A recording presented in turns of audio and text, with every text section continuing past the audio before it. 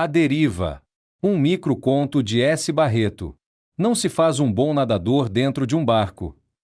Imagine uma embarcação qualquer, que comporta um número considerável de pessoas, se deslocando de um ponto a outro, notadamente, de uma terra firme a outra. E aqui, sugiro que pensemos numa travessia de um trecho do mar ou de um rio, levando em consideração que essa distância seja ampla, se comparada à capacidade física de uma pessoa mediana. Idealize, igualmente, que no meio dessa embarcação, como disse, absurdamente comum como qualquer outra, com pessoas viajando, apensadas às suas bagagens e, normalmente, ansiosas por chegarem aos seus respectivos destinos, um sujeito qualquer decide pular na água. Isso mesmo, repito, numa referida embarcação, com pessoas viajando de um lugar para outro, um desses tripulantes abandona a nau, decidindo se apartar de seus semelhantes, pulando no mar ou num imenso rio, como queiram. À primeira vista, não havia nenhum motivo plausível para que o mesmo tomasse essa atitude, nem por parte dos passageiros, nem muito menos por conta das condições do barco. Uns conversavam, se distraíam com algum dispositivo eletrônico, já outros dormiam. Ninguém o havia destratado, nem muito menos ofertado um mínimo de incentivo para o que mesmo fizesse aquilo. Como ficará quieto e calado a viagem toda, assim permaneceu, até que saltasse barco afora. Aliás, não haveria, nem necessitaria justificar o seu ato a ninguém dali. Ele não conhecia ninguém, nem ninguém o conhecia. Ressalte-se, também, que o sujeito tenha pulado somente com a roupa do corpo, sem nenhum auxílio de nenhuma boia ou colete de salva-vidas, que, diga-se de passagem, o barco possuía em abundância. Relevante afirmar, também, que não se tratava de um suicida, esquizofrênico, louco ou qualquer outra tipologia clínica patológica fora dos padrões psicológicos toleráveis socialmente. Um ou outro passageiro olhou o mesmo pulando. Uns deram com os ombros, retornaram para os seus respectivos aposentos e seguiram suas viagens normalmente, como se nada tivessem visto. Não se chocaram, nem se alegraram com aquilo. No máximo, como reflexão pessoal, face ao fato presenciado, extrairiam somente de que não teriam coragem de fazer o mesmo.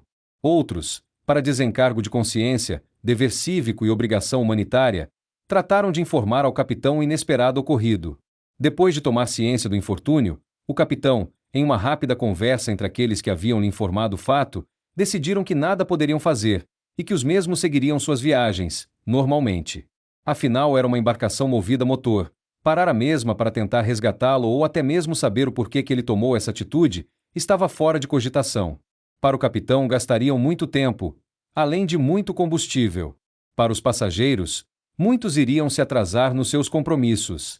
E para ambos, a possível volta poderia incorrer no risco de a vazante da maré encalhar o barco, próximo já do cais de destino. Isso acontecendo, correriam o risco de passar a noite toda pedindo resgate, e aí não seria somente um sujeito que necessitaria de socorro, mas dezenas deles. Enfim, ponderaram, tanto o capitão como alguns passageiros, que não valia a pena voltar para saber o que houve, afinal tinha pulado por decisão consciente do próprio e, assim sendo, assumiria qualquer risco.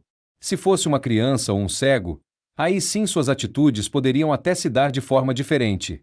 Pois bem, o sujeito pulou, caiu na água, submergiu, molhou-se, voltou à superfície para respirar e, num primeiro momento, avistou o barco no qual viajava seguindo seu curso natural. Com forte e potente motor, seu deslocamento gerava contundentes marolas, fazendo que seu corpo bailasse de acordo com o sobe e desce do mar.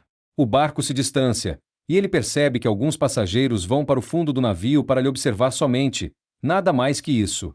A embarcação vai ficando longe, cada vez mais, até que some no horizonte, cessando também aquelas ondas formuladas por seu deslocamento. O sujeito era jovem e sabia nadar. Por um momento, boiando pensa consigo e vê que sua realidade havia mudado drasticamente. Em poucos minutos estava viajando num lugar confortável, acompanhado por inúmeras pessoas com quem podia interagir, com vistas a alcançar qualquer intento que pudesse imaginar. Mas agora estava à deriva, sem nada nem ninguém que pudesse ajudá-lo. Sem falar que se estivesse no tal barco, chegaria bem mais rápido ao seu destino. Olha de um lado para o outro, para o norte, sul, leste e oeste. Abaixo, vê o mar turvo, acima, o sol escaldante. À noite, notadamente, se depararia com a lua e, mesmo assim, aos horizontes somente veria os limites delgados que separam o céu e o mar. Terra! Não havia expectativa nenhuma para vê-la, ou melhor, saberia que teria de se esforçar muito caso algum dia quisesse admirá-la ou até mesmo pisá-la. Enfim, se situando e cônscio de sua nova realidade, o mesmo se põe a nadar.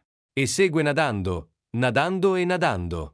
Sua vida, a partir daquele ato consciente voluntário, se resumiu somente a isso: nadar.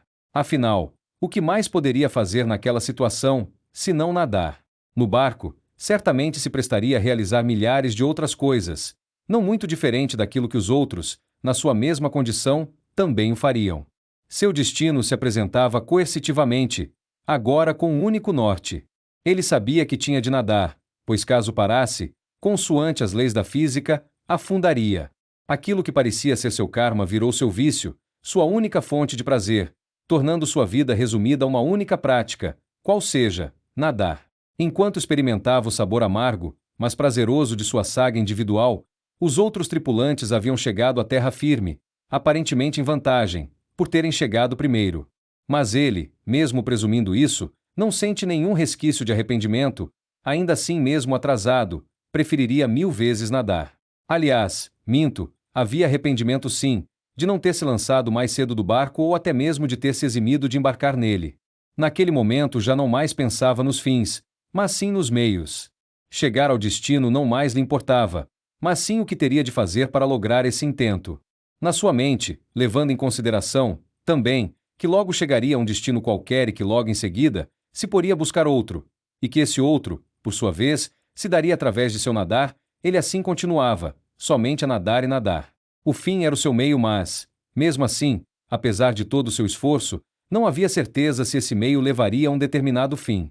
A única certeza era de que esse meio, que o mesmo julgara ser sua salvação, o levaria a um determinado fim, digo, não ao fim desejado, mas ao fim que redundaria na sua extinção. Escrito na madrugada de insônia do dia 2 de setembro de 2015. Fim do microconto.